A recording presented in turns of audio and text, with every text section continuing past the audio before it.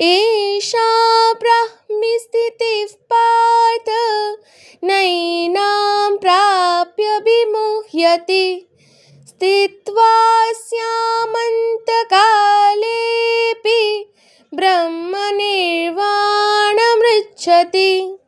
হে অর্জুন, এ হলো ব্রহ্মপ্রাপ্ত পুরুষের স্থিতি। এই স্থিতি লাভের পর তিনি আর কখনো মোহগ্রস্ত হন না। অন্তিম সময়ও যিনি এই ব্রাহ্মী স্থিতি লাভ করেন তিনি ব্রহ্মানন্দ লাভ করেন। Arjun, such is the state of the God realized soul.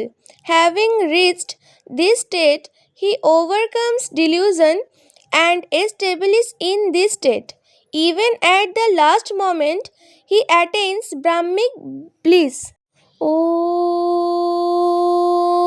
Tassadiति Srimad-Bhagavad-Gitasu Upanishadsu Brahma-Vidyayai Yoga-Shastre Shri Krishna-Arjuna-Sanvade Sankhya-Yogo Nama Ditiyo-Dhyayah.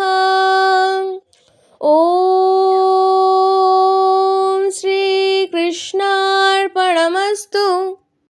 योगेशं सच्चिदानन्दं वासुदेवं व्रजप्रियं धर्मसंस्थापकं वीरं कृष्णं वन्दे जगद्गुरुं श्रीकृष्णं वन्दे जगद्गुरुं।